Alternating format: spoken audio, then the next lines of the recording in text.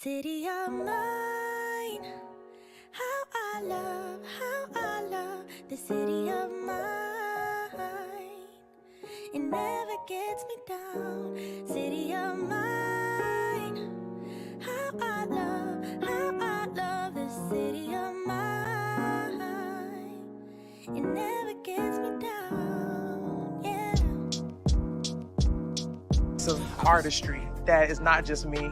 It's all of these amazing people that make up this show. It says created by me, but it is a village, it is a community, it is a family. And that also involves all the people that watch the show and talk about the show and tweet about the show or recap the show or shade the show and criticize the show. They're all a part of the ecosystem. And I don't want to do this without anybody. I mean, when somebody offers you a gift, you should take it. What's up, everybody? What is up? We are back to talk about the mid-season finale of The Chi, and it definitely was a mid-season finale. Tamika, what is up, girl? What is up? Hello. So what was your vibe? How was you feeling about this episode? No,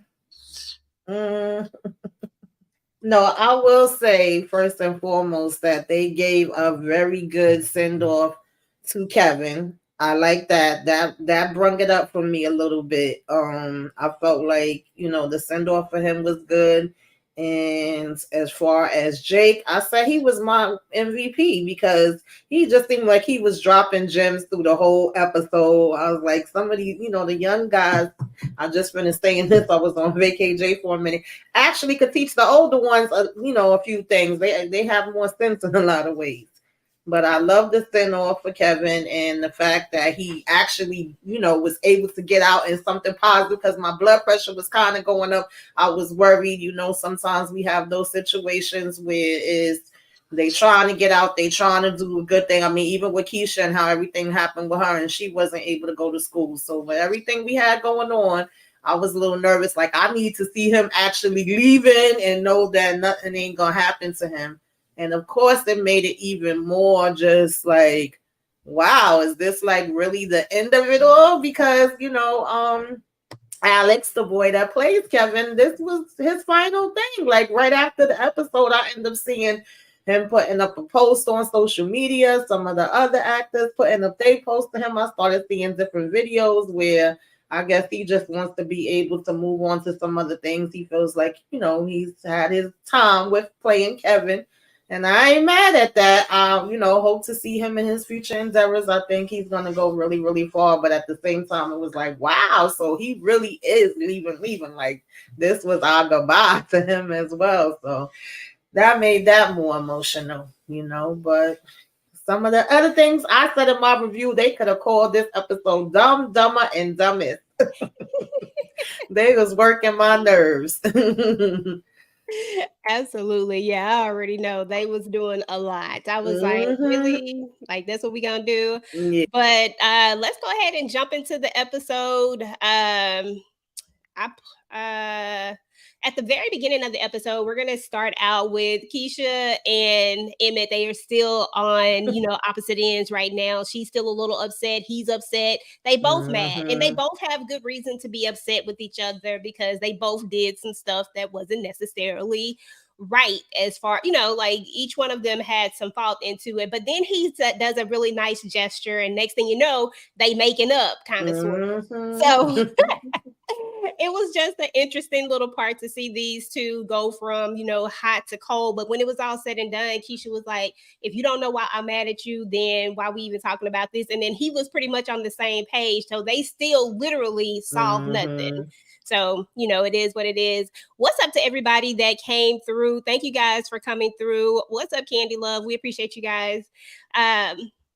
So anyway, let's move on to these jokers right here. Now, when you say Dumb and Dumber, it was like a bunch of sets of Dumb and Dumbers throughout this. Yeah. What I felt like. Right here where we got Zay and Nuck, and it feels like Zay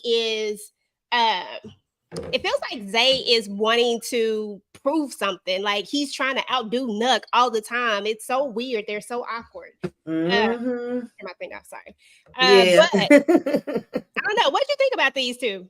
Yeah, it's almost like siblings that get mad at each other, or one is getting the attention or whatever. You know, they over here cheesing from ear to ear because Duda's happy that he found somewhere where they could wash the money. But what was even more interesting to me than just him, cheesing and nut kind of giving him the evil eye is the fact that Duda then turns around and tells Nut, oh, well, your negotiation skills should have been better. Yeah, I told you to do that, but you should have known how to handle it without it having to come to that. And it's like, seriously, dude, if that's the case, then your negotiation skills should have been better. Like, if you don't get out of here.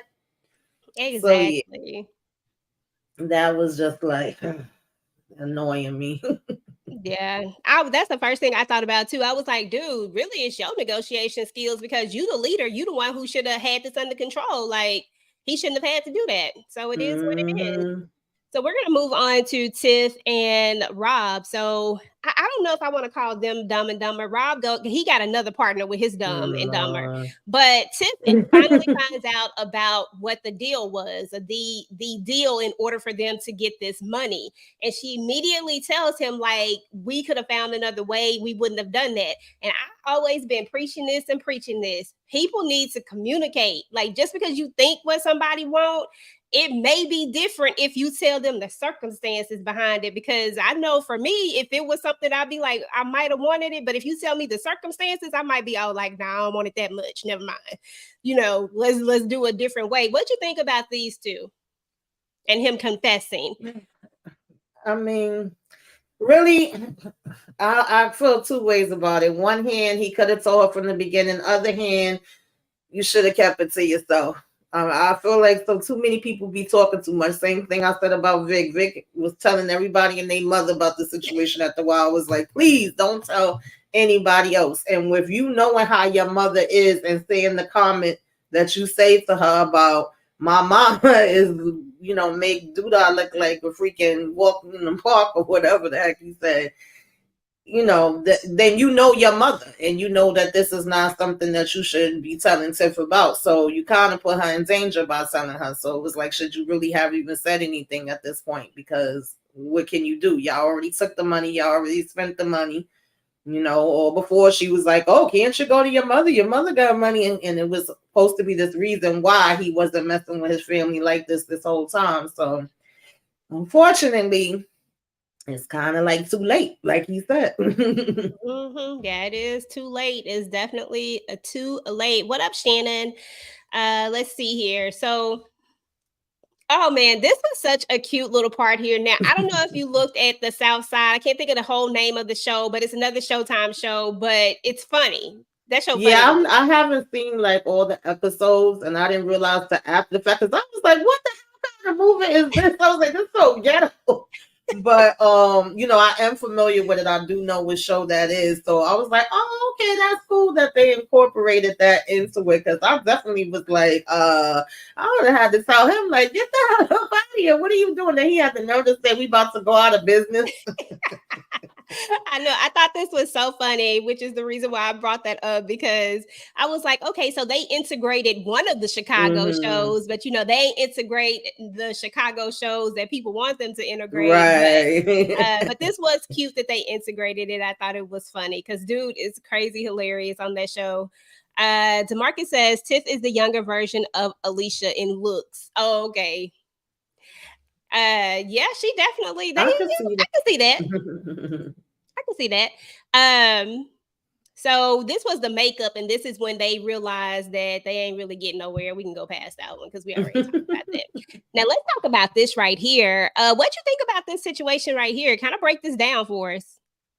I understood it.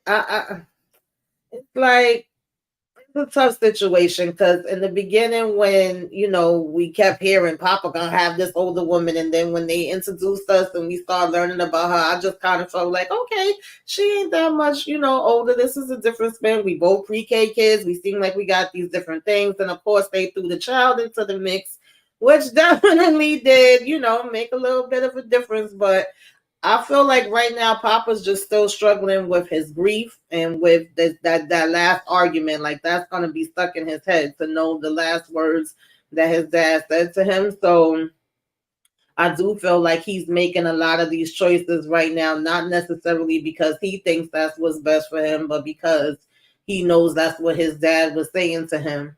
And so therefore he's gonna just, continue to go with it. And I could understand her saying like that. Now my feelings is hurt because I really, didn't want to open up and let you in a certain way. So whether you were meaning to hurt me or not, I am hurt. But I don't know that Papa was ready to take on a position of being like a stepfather in a serious relationship. Yeah. So that part is very true. What's up, Moochie? What's up, Moochie? We miss you up here. Hope you start to get yes, feeling better, ma'am. yes. But yeah, no, you're absolutely correct. As far as I felt the same exact way when it came to these two. I understood both sides of it, but I definitely hope that Papa starts to live for Papa eventually once he can kind of get through and just kind of because Jake wasn't trying to push it, but there is going to be a point when Jake does say something and he ain't trying to like just drive it in because he know where he's at. So he didn't try to he didn't keep harping on it, but he was right. You know what I'm saying? Like this is your life. You just because someone dies doesn't mean that you have to now, because we don't know if the dad would have come back around on this. Right. That may have been how he felt for the moment, but once he got to know her, he would as someone who is of the faith and of the cloth, he possibly more than likely should have, is what I'm gonna say, gave her a chance at some point because because of what the Bible says and all that type of stuff. And he wouldn't have been so quick to judge and he may have come back around. So that's my thing with it, is that Papa is only going off of that initial thing. And this could be the initial shock of a parent, not necessarily a man of the faith. You know what I'm saying? Right. So, like we have to think about that, but that's not where Papa is right now. So yeah, definitely we shall not. see. These two right here, there was a point when I really didn't care about Kevisha. Like it really didn't matter to me either way, but I don't know. These two kind of got my heart a little bit. Like I was just here for Kevisha all of a sudden. I was like, you know what? I like this. I like the fact that Kevin is in love, and I like the fact that they gave Kevin this amazing send off. Let him come back around to the one person that, that he didn't like in the beginning. Like it was crazy. And all of these flashbacks, these were some of the best moments of this particular episode. So, are you still not caring about Kevisha, or are you here for it?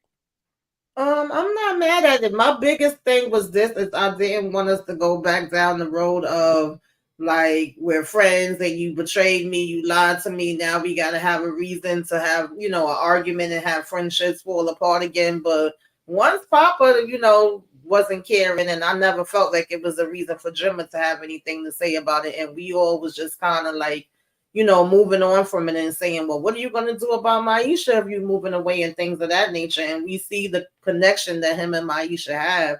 It was fine with me, and I thought that this conversation was realistic. I tell you, these kids be having grown people conversations, because she was like, when you move away and you doing long distance, things change, and it does. You never know. You may not do it purposely, but you may start to feel a different way. And just her saying, like, if you do, let me know. And, can't be mad at that. Exactly. It's like they communicate better than the adults. Yes. They do. Now let's move on to these jokers right here. So there's going to be a conversation that happens with Emmett. He needs to get money in order to get Duda off, to get himself out of this mess that he has got himself into. He needs money. And I'm going to lie to you, Tamika, this particular part, I was proud of Darnell. Like, I wasn't mad at how Darnell came at Emmett. How did you feel about this scene? Yeah, I appreciated this. Look, we all know that Darnell wasn't around when Emmett was younger. He talks about it all the time. It's not like he tries to pretend to be something that he's not, but he's also shown that I'm here now. I'm stepping up, and whatever you need from me, I got you. And at the same time, it was like Emmett just wanted him to be there with the money, like, oh, I'm sorry that I had y'all worry, I'm sorry that it's so much money. And he was letting him know it's not about the money, but it's the fact that you even made these choices, and choices have consequences. It's like he just wanted to help, but he didn't want to have to hear nothing from him. And I felt like this was kind of awkward for Jada too. She was just kind of like, all right, you two, because she's kind of used to it just being her and Emmett for all these years. So this is a whole different dynamic too, to have them be married now, living in the same house, and all of them kind of sitting down to conversate with Emmett together and let him know, like, we got your back. But at the same time, Darnell told him, I done been through what you've been through and 20 times that. Like, what you talking about? It's not about him being perfect or anything like that, but it's also about him letting him know, like, kind of admit that you messed up, stand in it. You did this, you made poor choices, you knew who the hell dude I was. So yeah, exactly that part. Exactly. Derry says that Emmett and Rob are two bubbling fools. It was a funny time that wasn't trying to be funny. And Jai says, I'm surprised that Jada didn't have much to say. Jai, I hope I'm saying that right. But I wasn't as shocked. I was actually quite proud of Jada, because as she's stepping into her new role as being wife, and she's still Emmett's mom at the same time, this was not the place at all for her to try to be like, to try to come between them. When they weren't together, she's used to that, because she's always been the one that's parenting Emmett. But now that Darnell is back in the picture, you know what I'm saying? And now that they have these new dynamics, it was the appropriate thing for her to do, to step back. She's about to say something, but she quickly caught herself and just she definitely because that's how she was at first, kind of like, wait a minute, intense, and then I think she just said, like, let this be a man-to-man, father-son conversation.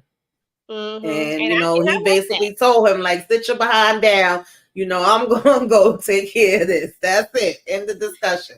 Exactly. Yeah, I really, really enjoyed this particular thing. I know this was one of the things that my husband and I talked about, that this was one of the parts that really stood out. And he was like, yeah, I like the way Darnell, put his foot down, asserted himself, and just told him what the real was. Forget all that. It's okay, baby. He's like, that's what the mama do. He said, nah, his daddy needed to tell him, nah, this is what it is. You did, this is why. So I enjoyed it. That was a good scene. This right here go another dumb. Oh my goodness, Lord have mercy, girl. When you saw this scene, did you know that he sent that text to the wrong person? Because I did. Yes. As soon as he sent it, I said that did not go to Tierra. And the fact that he was just standing here still going through the motions. I know we was going, shout out to Inga. I know a couple of weeks back we was saying, why is he still thinking about this daggone girl? And you was even saying, like, oh, in the meeting, I don't think he necessarily was meaning that. I think he was just trying to, like, distract or change it or something to that effect. But baby, he was so mad at her being there with Marcus, with her giving he huffing and puffing, and I'm like, I don't understand. Like, clearly this girl has moved on. She not thinking about you not one bit. And why did you need to send a text? Like, it's clear that you are with who you're with now, and she's with who she's with now. It was no need for no text. I said that could have stayed in the drafts. And then to be like, oh, it was an amazing night, and I'm just gonna leave it as that, an amazing night. I'm like, are you serious right now, Rashad? I just could not understand where his brain was at with that. Okay, you know what it was for me? It was the name inside the text message. If you send the text message to the person, why do you need to put their name in the text message? I don't understand. I personally don't write text like that. So, and maybe some people do, but that's not how I write my text messages. If I'm sending it to you, it should be known that I'm talking to you. Yeah, unless it's like a group message, and then I want to let the specific person know. And I have texted the wrong person before, and it wasn't in a situation like this, so it can happen. But I just was like, Rashad, are you freaking serious right now? And the fact that he went through the whole day without noticing anything. Exactly. That was so crazy to me. I'm just like, okay, let it go. And Tierra is clearly annoyed by him. She probably in her mind, like, what was I thinking? Why did I even do this? And I'm like, dude, Like, you need to let this go, because right now you got a woman that's willing to let you live with her in your situation. I'm not shading his situation because anybody can end up in situations like that. But what I'm saying is this, is that Negro, you need to be acting right at this point, because right now you ain't got a lot going on and she's standing by you. Yeah, I'm gonna need you to just let that go. Tierra has moved on. It's over. Yeah, that made absolutely no sense. This part, so there were a lot of conversations that were happening, and like you said, it seemed like the kids had some of the most some of the best conversations, some of the most adult conversations, and the adults had some of the most non-adult conversations. But we had several conversations. We had the conversation between Tiff and Emmett when she doesn't know what to do because Rob won't listen to her, so of course she goes to Emmett, even though I don't know why she thinks Rob is going to listen to Emmett. But this was just the way they needed to bring these two together. I get that, but it just was like, I don't know why she think he gonna listen to him, but okay, we gonna let that ride. And then there was the other conversation where they actually go to Trig. I'm gonna call him Trig because that's who he about to be Trig again. But they go to Victor, to get help. What do you think about all this? Listen, I'm sorry, but these people be annoying me. Like, first of all, him and Rob don't even get down like that. Outside of it being family functions or like, when it was something about the child and we was all coming together. And I did give them credit when we first kind of saw them the beginning of the season. It was like, oh, it seems like they are, at least able to kind of talk with each other and be sensible and co-parent and things of that nature. But outside of that, it ain't like we see in Rob and Emmett going for drinks or nothing. So that's one thing. Then the other thing, like you said, why would he listen to him? And you just finished telling us, okay, a couple weeks back, sis, when the car got broken into, that Emmett is not your protector and you ain't got to talk to him and you ain't got to tell him nothing. But now we going to flip it and we going to be like, but this is not just about him. It's about me and your son too.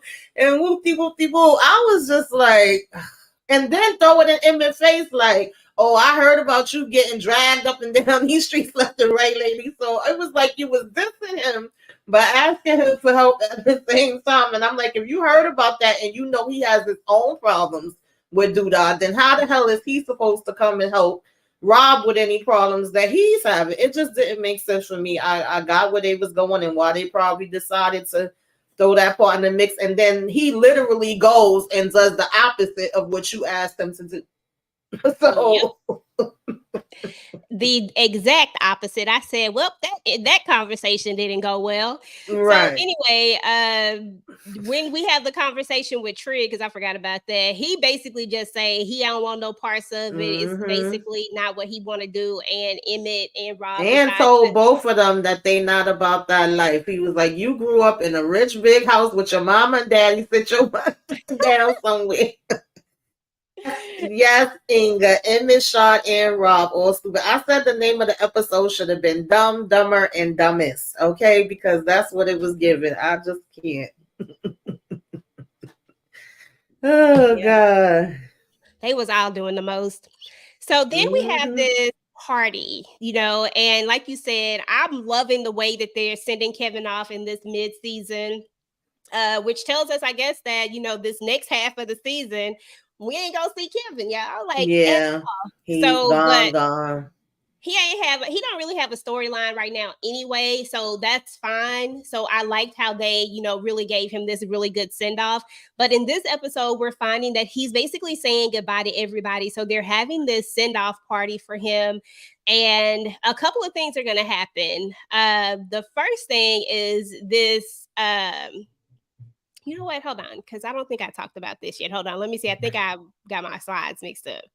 Let me see if I want to go to this part first. I think I might have left them off. Okay, so let's go back for a second because I think I left off a slide somewhere because this conversation actually happens. As a matter of fact, let me see if they on this one. Yeah, I think they just backwards. Hold on. Why are they not going? Oh, hold on. I'm in the wrong ones. Okay, yeah, they just backwards. Okay, my bad. Okay, so I jumped to the party. So anyway, Kevin and Jake and what's his name? Papa. They are about to they're having a conversation. They're just reminiscing. And I find it funny that Papa talking about going to seminary school, but yet he passing a blunt. I'm going to throw that out there. Anyway, it's from the ground and it's herbal, but whatever. But they're just reminiscing and they're saying goodbye. And Kevin comes up with the idea to give Jake the place, like, do he want to take over the lease? So I thought that this was interesting, because in the beginning, Jake was like, I can't believe you got your place before me, and then we go on this, then we go down memory lane and we go back to young Kevin, young Papa, young Jake, and then we have the older versions of them. How much of nostalgia was this for you, seeing where they were and where they are now? I know you talked about it a little bit, but just seeing this as they're playing through these scenes, how did you feel? Yeah, it definitely was nostalgia. Definitely gave me the feels. Cried a little, shed a little thug tear. It kind of just brought back like memory lane and made you see how far they came from where they first started, how little they was. Kind of the same as like when we seen them at, the graduation and the prom. But now we got one of the friends actually leaving, the other friends, and him saying it was one more thing I want us to do before I go, and getting on the bike and all of that. It was really cute. I was like, oh, even how it started off with him riding the train and him having tears coming to his eyes, just getting the flashes of all of them together. Yeah, like I was here for all of that part. Yeah, when Maisha licked his face, I said, I forgot all about that. Maisha was a bully boy, like a bully. Yeah, she really was. Okay, so let's talk about Douda. So Douda is not a person who need money. Let's just keep it real. This was never about the money for him. Douda is always collecting favors. I can't say that it's not a smart thing to do, because it is. Why collect money when you got a lot of it, when you can get something else from it? So when Darnell, it comes to bring him the money, he's short. He doesn't have enough money. And Douda instead wants favors from him, wants a favor for him, wants him to talk nice, but we know that that's not really what he wants. Like at the end of the day, what did you think about Douda flipping the script? Did you knew this was something he was going to try to pull? Yeah, I wasn't expecting him to go around saying nice things about me, but I definitely knew. I think all of us knew that Douda was not going to take the money. And of course, he want to say, oh, that's not even all of it, is half. And Darnell was pretty much like, okay, well, I'll bring you that other half, next week. He didn't really seem like he was flinching as far as the money part went, just as long as I could pay you off and you be out of my daggone son life. That's all I care about. And when he said, go around telling everybody something nice about me, I love the fact that Darnell was like, hell to the no, I ain't got nothing nice to say about you. Like, that's not what I'm about to do. No, that's a no for me, though. I definitely appreciated that he was like, yeah, nah, I'm good on that. But, it was funny when Darnell was walking away and he was like, Darnell, you're bad. So, yeah, we knew he was not going to accept that money. Exactly. Now, there was another part where Keisha got a text message from Nuck, and Nuck wanted to meet up with her. And I can't remember if it was you or Moochie who said that y'all thought that Nuck was going to think that there was more when she reached out to him that last time. And we kind of see this in this moment. What do you think about this scene? What was your interpretation? I was glad that she did not fall into it. She was basically like, I'm sorry if I ever made you think that it was going to be anything more, but I think she should have saw that coming. Just even the way he was looking at her when he first was apologizing at the house when they had the party and he was there. And then now you calling him up and meeting up with him again, which I didn't think was right, even though I understood why she was doing it, to be like, oh, I'm gonna need you to look out for me and Emmett. So yeah, now he's in his feelings because, of course, this was after his whole interaction with Douda and Zay and all of that. And he's just basically saying that he feel like he don't got nobody and everybody else is potentially somebody that's out to get him. So he wanted to be able to have a conversation with somebody that's not trying to take him out. And it's like, yeah, no, I can't be that person for you. And I mean, she can't. Like, sorry, no matter how much you apologize, to me, that should not be happening. So that's why I was like, well, where are we going with this whole Keisha and nothing? Exactly. Nah, I agree with you wholeheartedly, 100%. Um, Inga said Nuck needs to go too. Inga Mm. said he got to get up out of here. All right. So now we're gonna move on to Jake telling Gemma about this new place. Now, this was so funny because he goes to tell her about the new place, about him taking over the lease, and she automatically assumes that this is their place. All of a sudden, it became an hour really Mhm. quickly. And Jake just has to stand his ground. He like, this ain't our place. Like, this is my place. Now he does say a bachelor pad, but it was just funny. What'd you think about this Mhm. and how Gemma automatically assumed that this was supposed to be their place? I love this whole part. I say, yes, Jake, you better break it down for her. I was not mad at it at all. It was so funny when she's like, oh, we got our own place now. He like, who's us? Like, hell no, this is my place. You know, and then when he was saying bachelor pad, and she was like, but you're not a bachelor. Yeah, but we're also not married and we're young. Like everything he said made sense. I don't know why she thought that they was about to go ahead and move in together. We not that I know of, they have never discussed moving in together. So that was just funny to me. You know, oh, I can't wait to get out of my dad's house and don't have to hear him and see her no more, which I could get that. I understand that part. I'm not mad at her for that. And then of course we gonna now say, oh well, you know, I'm not gonna have sex with you no more. Then he was like, okay, so you're not gonna have sex with me because I don't want to let you move in. I just felt like he was right. Like I said, through most of this episode, he was dropping gems as far as I'm concerned. So I was on his side with this. I wasn't mad at it at all. Inga so crazy. Yeah, but I wholeheartedly agree with you, Inga. So now we're gonna move on to this part right here because which is probably why Inga say Gemma is hot Mhm. garbage trash. Hold on, Mhm. let's see.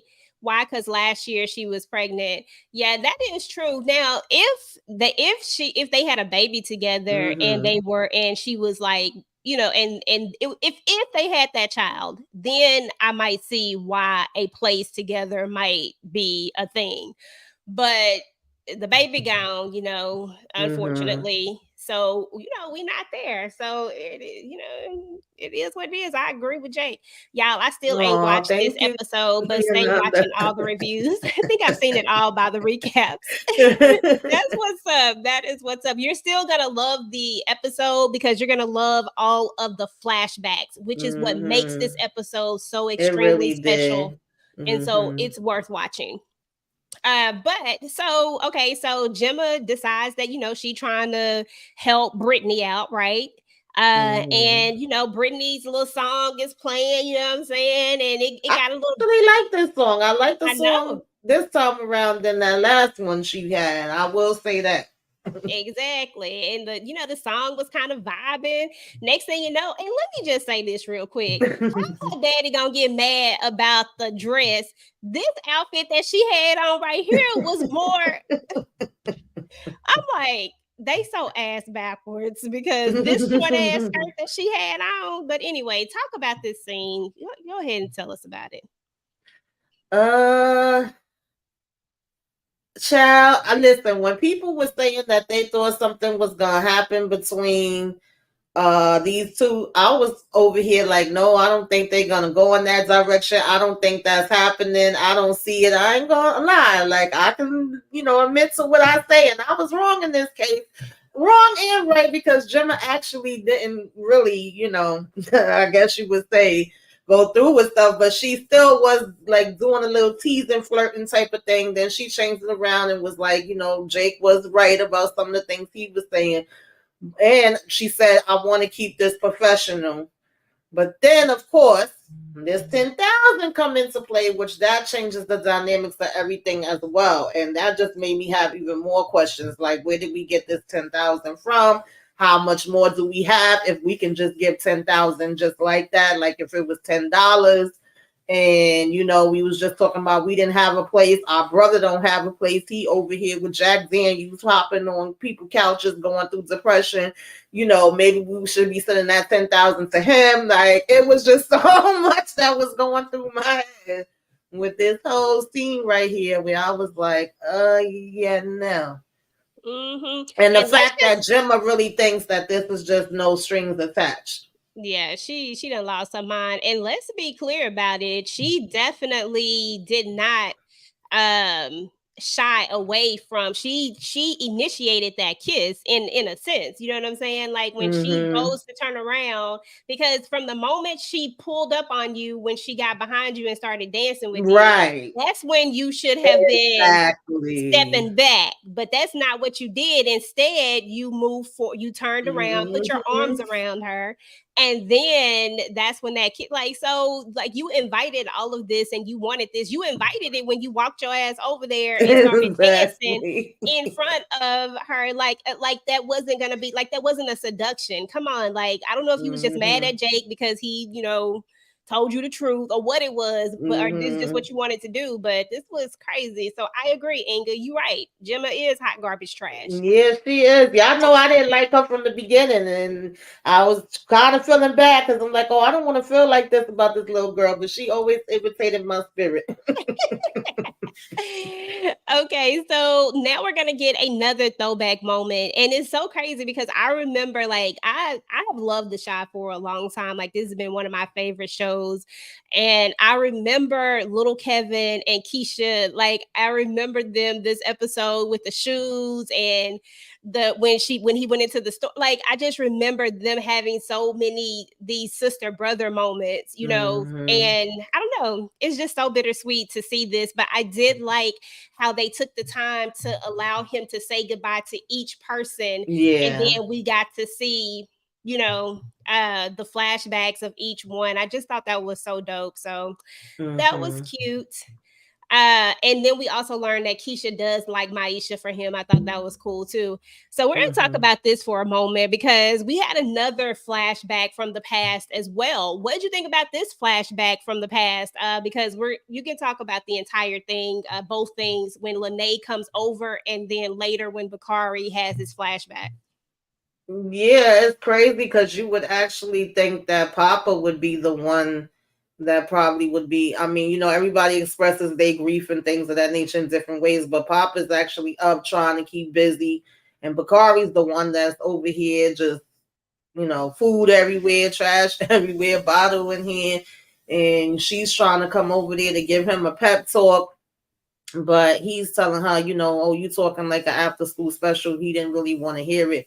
So seeing Coogie, I was like, oh, shoot, that was a nice little blast from the past, too, for him to kind of see him, and the fact that he supposedly took out, because of him in the first place. And then that's how his whole story opened up. It made sense that he would see him and he would be telling him, like, I never wanted you to get any revenge from me. What I want you to do is live your life. And hopefully that would be a message that, he would actually take serious out of all the, because it didn't seem like he was getting it from Papa or from Lene at this point. What I wanted to know, though, okay, because y'all know my mind is always going somewhere else in the midst of everything they're showing us, is those hammers still in Lene's closet? That's what I wanted to know. But that's a very good question because it doesn't come back up, but we know it's coming back. Moochie, he probably did. Yeah, I'm sure he was thinking, honey. Ain't no doubt about it. Let's see. I'm still pissed with Bakari for taking Ronnie out. Yeah. Hey, Renee. Hi, Renee. Oh, man. Let's see here. So, that I wasn't expecting to see him though, so that was cool. Yeah, that was interesting because I was asking I said, is that the real Coogie? Because we don't know what he looked like older, but I was like, the rest of you can tell he shaved his face. Okay, because I was like, okay. But so next we have Gemma telling her dad and her stepmom telling her dad and Tierra that she gonna move out too, right? Because she done got 10K from old girl. So now she gonna move out. And then we have another conversation. And when I say that this show has so many doggone conversations happening, there were a lot of conversations. And then we also see Miss Lynn Whitfield, Alicia, having a conversation with Zay. And I'm like, what is the play, Alicia? What are you cooking up? What are your thoughts about both of these scenes? The one with Jim and her dad, he wasn't asking enough questions for me. I was okay. I mean, he started out on the right foot, is this something illegal? Because first he told her, you ain't getting the money from me to move into no damn place. What you talking about? And I know he would have hit the roof if she would have told him she was moving in with Jake anyway, but then when she started saying like, oh, I got this advance, it's like, was it illegal? What's going on? What's the situation? Why would somebody just give? I thought it was interesting that Sierra was over here talking about, oh, we don't need to know where the money come from. I'm like, no, girl, we do. Like, mind your damn business in this particular situation because you bugging. But all she was worried about is we going to have the place to ourselves and then we could go ahead and run around and get it in. Okay. So What up, yeah, though, Brillo? What I, up, I, I Brillo? needed some more questions to be asked, but he said he was gonna go with her apartment hunting and make sure everything was right. I was like, yeah, okay, Marcus. But also, anytime Miss Lynn Winfield is on the screen, I always enjoy it. I cracked up. She always be giving me thin line between love and hate faces because I know, right?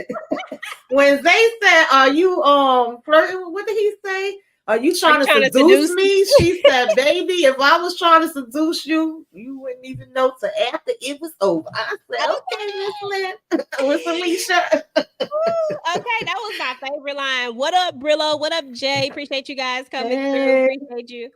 Yes, that was one of my favorite lines. I was like, girl, I said, okay, see, that's what I'm talking about. They don't know what they're missing. That's that old school. That's that Yes, he ain't ready for it. Okay. he ain't even ready for all that. Hey, Kendall. Kendall said Alicia's gonna throw tips behind out of that house now that Rob is in the hospital. Alicia Oh gonna yeah, do a she lot of gonna do stuff. more than that. You in danger, girl. Okay, yeah, she definitely. Okay, so this was probably one of the highlights of the episode for me because first of all, okay, before I say anything negative, because before I say anything negative, I'm gonna say something positive. I'm trying this new thing. Say something positive. I'm gonna say this. Emmett had better driving skills than what I thought. Emmett was driving the hell out of that damn car. He was. I thought he did. I will give him points for driving. He should have used that car to run Duda over. Because this whole plan, Child, that was Lord have good. mercy. Brillo say, Zay is a pack, whack jumpers. Yeah, Zay is a fool. Yeah, Zay. I don't Yeah. even know what the point. I wouldn't even know why you would try to poach him unless you try. I guess there would be some reasons, but I don't know. I don't like Zay. I do not like Zay. But what you think about this episode? Like, not this episode. What you think about this scene right here? What you think about Dumb and Dumber?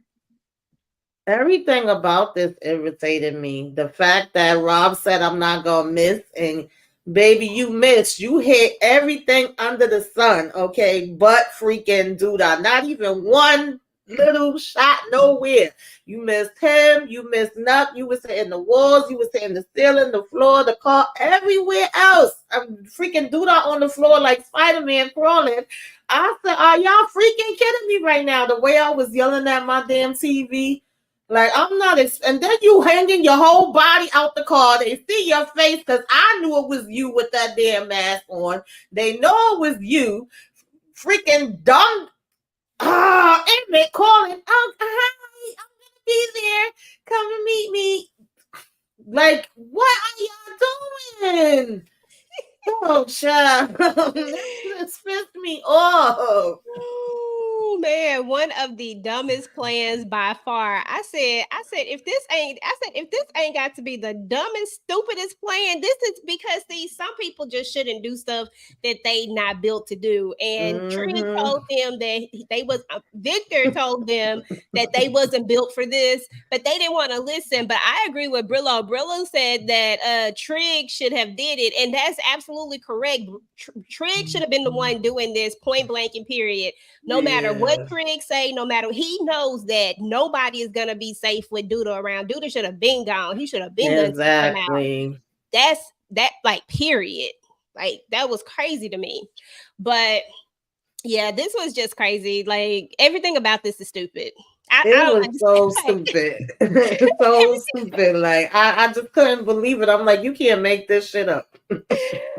That's what I said. I said, really? I said, and you don't think that it's gonna get back to Duda that Rob has been shot, and you don't think exactly. I said that's why when the ending happens the way that it happens, I'm like, he ain't got no freaking choice. Like, he has no choices. If, like, point blank and period, he has to go do what he got to do when it's all said and done. Otherwise, these two finna be out of there. For all of this, they might as well not even put those masks on and just came in there like, "Hey, Buddha." I can't. Inga said, "This plan was stupid, girl. Okay, very." So let's go to happier times now that we got Dumber and Dumber out the way. Let's go to happier times. This is the party scene when we have another goodbye. Another goodbye. He's talking to Lene, someone that he has invited into their family, someone who he has helped to put into a better situation because of all the things that was going on. And we see that they have grown this connection. At first, we thought they were going to be kind of like a little love interest, but that quickly did not. Yeah. That was like not the play. And they just made better siblings, you know, when it was all said and done. Yeah. I loved this entire scene. But let's specifically talk about Gemma and Jake, because Jake dropping gems again. Yes, he did. What you think about Jake when he Yes, he did. I was loving every single time. Like, she know in her heart he right, but she got mad because he was asking like, "Oh, for real? Where you get your plate? Where you get the money from?" He like, "Oh, don't even tell me. Let me guess." Okay. So now she gonna be pimping you. Like, what do you think, man? There's nothing in this life is free. The two sayings that I've heard most of my life is nothing in life is free, and free shit'll kill you. It's gonna cost you one way or another, girl. Like, open your eyes. Exactly. And she's like, "Oh, so you don't believe in me?" She turned it around to that, and he's like, "Listen, take it how you want to take it. I'm just breaking it down for you." He said, "That's fine." Right. But you're right about that saying, though, because I mean, even think about it. Like, even when God is Dope sends you those messages and they say that it's a free t-shirt, you get in there and you put that free t-shirt in the cart, and when you get to the end, the shipping say like $12. And yeah, like, you're gonna pay one way or another. Wait a minute, like, $12 like that's just for that's the price for the shirt, right? There is nothing that is free, period. All right, let's go to the next part right here, because this was one of my favorite moments of this. These last few episodes, I have really been seeing Nina in a different light. Actually, I low-key been liking Nina a little bit and understanding her a lot more than ever before. And this moment where she has with Kevin is such a tender, sweet moment when Kevin gives his speech, and you can feel and see the love that Nina has for her child. And I don't know, it's just, what you think about it?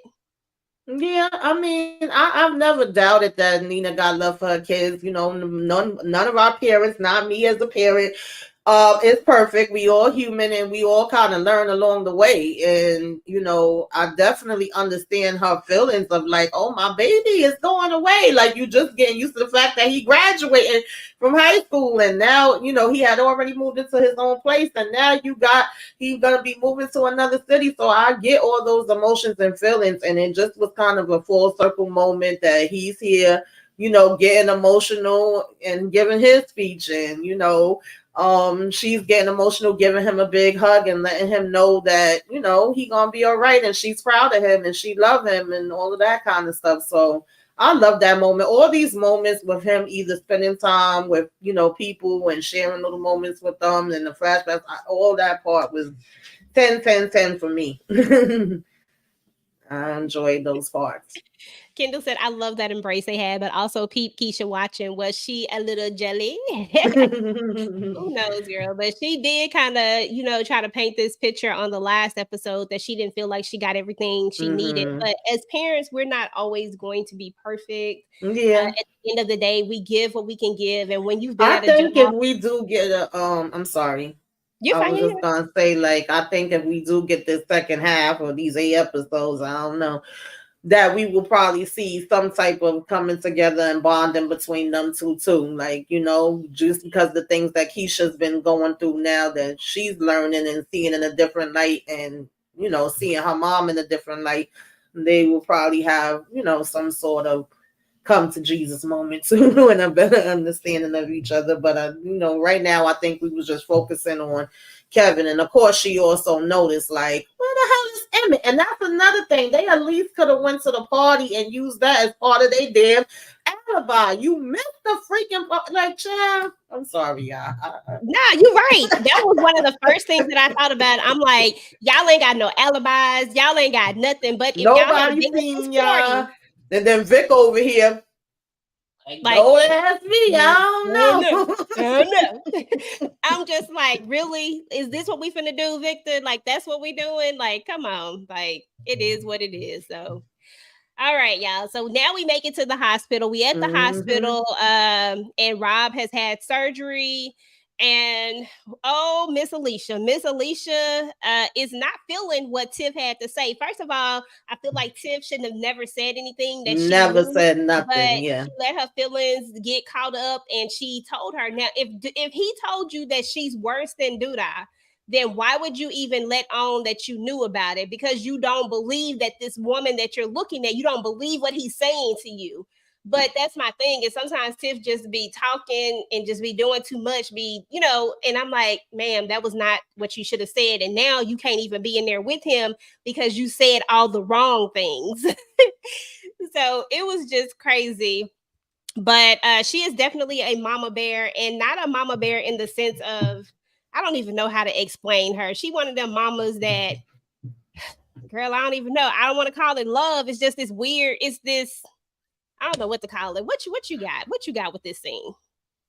Yeah, Tiff was not using her brains at all. She's used to talking to him whatever way, and Emmett whatever way. So I guess she just felt like she could talk to everybody that way. That was so dumb. Like we said, if Rob told you that was already as far as that part. Oh, I know what you did. No, you don't say none of that part. And you just try to play it off, worry about him and be concerned about his health, so that you can stick there by his side and see what's going on and be able to be in the hospital, and keep your words with this lady limited. Like, this is y'all first time that we see anyway that y'all are even actually meeting and having a conversation. So the last thing you needed to do was show too much of your daggone hands and tell too much of the business. And she was giving it to her and then told her she got to get the hell up out of here. And the fact that Tiff was trying to be like, yeah, I'm a spouse, and she was like, she lied. That had me cracking up. I can't even lie. I was like, oh God. But yeah, Tiff was doing too much. I'm sorry. I felt a little bad for her, but then I didn't, because I'm like, you doing too much. You doing too much, listened. Girl. Like, she's smart, but sometimes she don't be putting stuff together. He told you that she was worse, so the smart thing to do would have been to act dumb, like you didn't know. Like, why the hell is this happening? Like, that's what I would have been on, some dumb stuff. Yeah, like, I definitely would not have been going back and forth with her. Like, oh, I know, and he told me, and you're the reason. Like, specifically, just what you said, he told me, means you keep that, to yourself, girl. Don't mean you go out there and start saying, oh, I know what you did. Next thing you know, you're behind getting ran over. Exactly. Because you see what her speech was right after that. Now her speech is like, I'm like, did she just go from loving and want her son to get up? Now she wants him to get up so she can put her foot in his. Okay, Alicia. She was like, you don't tell the family business. We keep our business to ourselves. Wake up so I can put my foot in your ass. I said, okay. Now wake up. That's what's up. God. But we're gonna see that Zay is gonna get hemmed up by Duda. Zay wasn't around. He said it was his day off. Duda say you ain't never off. Right, you ain't got no day off. Keisha gets a phone call from Tiff telling her about what's going on, and that's probably how Victor finds out. And then Victor gets there and goes off on Emmett, and Emmett is like, look, we just trying to do what we need to do. But when it's all said and done, like, I know that it was a dumb plan, and I get that they was trying to get rid of him because they all got reasons to get rid of him. But for me, Victor should have always been the one to do this. Not Victor, but Trig should have always been the one to do this. He's the only one who's equipped enough to do this. Like, real talk. Like, you shouldn't have never let these two try to go do this. Like, there's no way that this should have happened. And I'm sure you got to know somebody that could have, I don't know. It's just, I feel like there were so many other different ways or reasons that this could have went, but it all should have been I agree. And in the meantime, not only did Tiff expect Emmett to go talk Rob out of it, but Emmett, your daddy, Darnell, also told you to sit your behind there and wait. Obviously, you ain't do that. So now you done put yourself and your family in a whole hell of a lot more trouble. Keisha done went through all of this with Nuck if your buck to ask him for protection. That's out the window. And Emmett, for you to sit here and say, oh, well, somebody had to do something. What did you do? You didn't do nothing but bring a whole lot more down on your damn head, boy. That's all you did. You made a bad situation worse. Y'all missed, and that was the problem. Like, if you had hit him, I would have been like, okay. But y'all missed, and therein lies y'all actual problem is that y'all missed.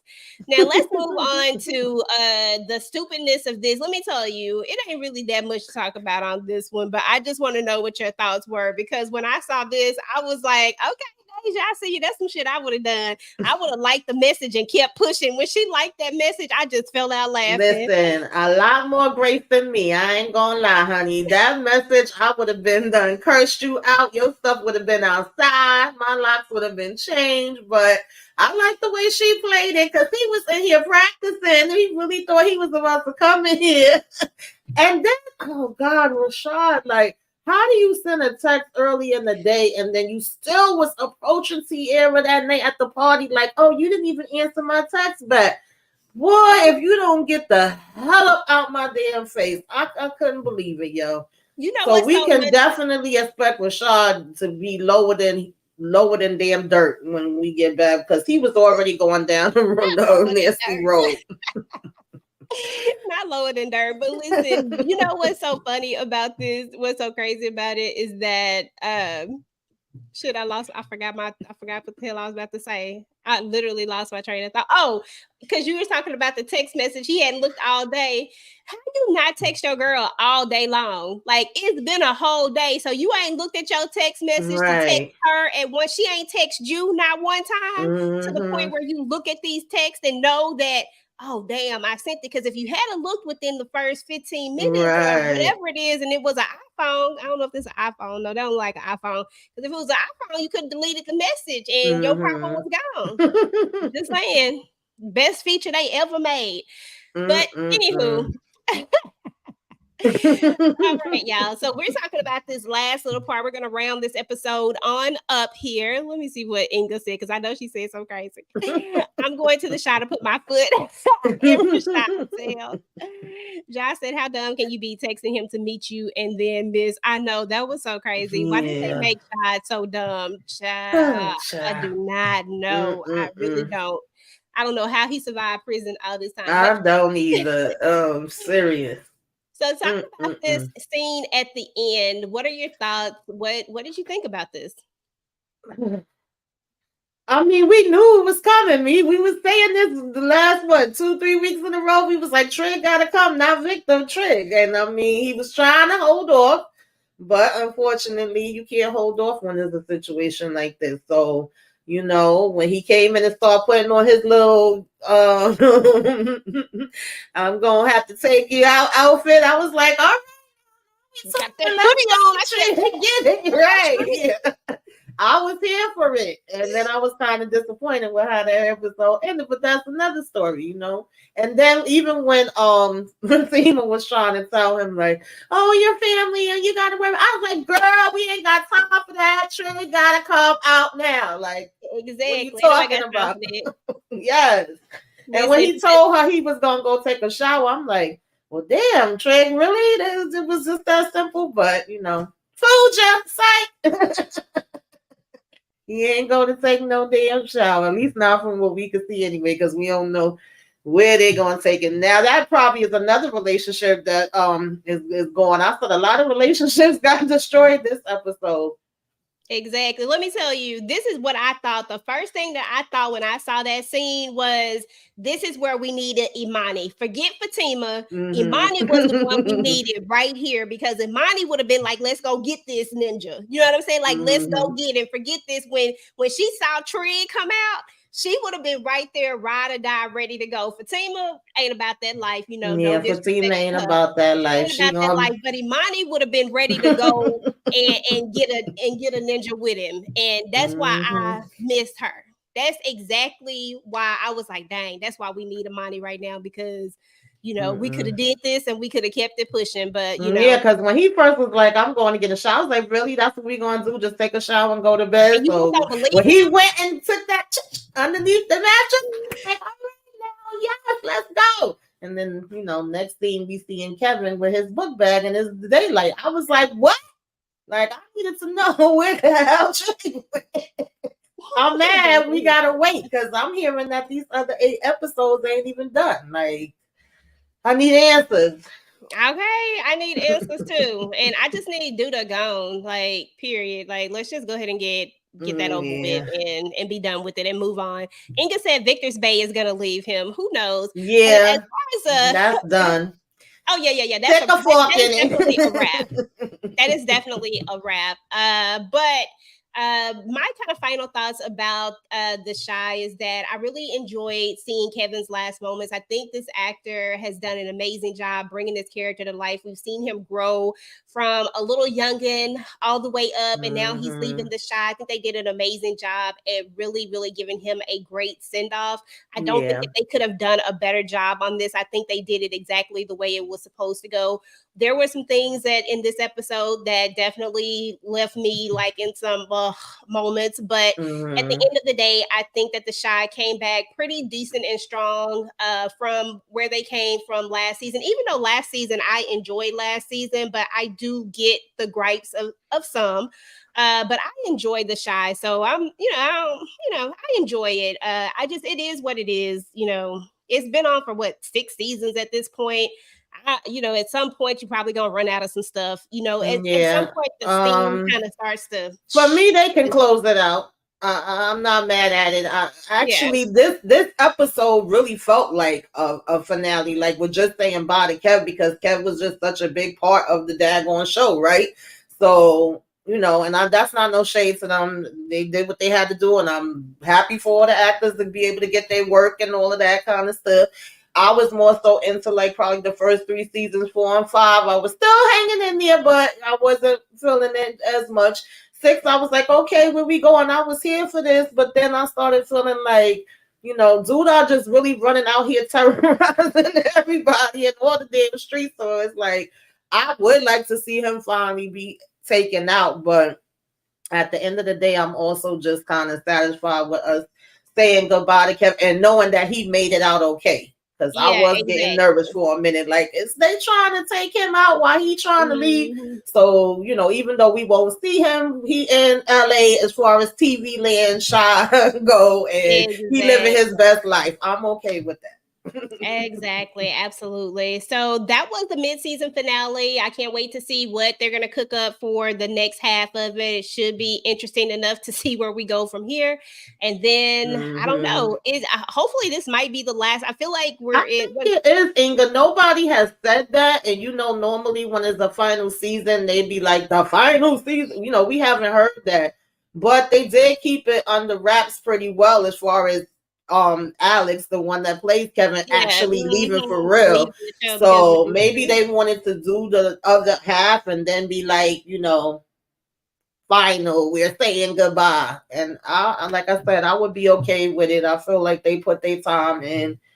I wouldn't be mad at it. I think this season should be it, in my opinion. If they decide to go further, I feel like they would have to do something else. But I feel like these last 8 episodes should be the ending of The Shy. And I think if we end it now, we still go out loving, you know, or at least for the most part, remembering a pretty decent show. So anyway, y'all, that's what's up with the Shy. We are about to talk about Power Book 4 Force. We're about to head on over to Tamika's channel. So if you are watching Power Book 4 Force, then come join us over there so we can talk about Tommy and all the crazy shenanigans that went down there.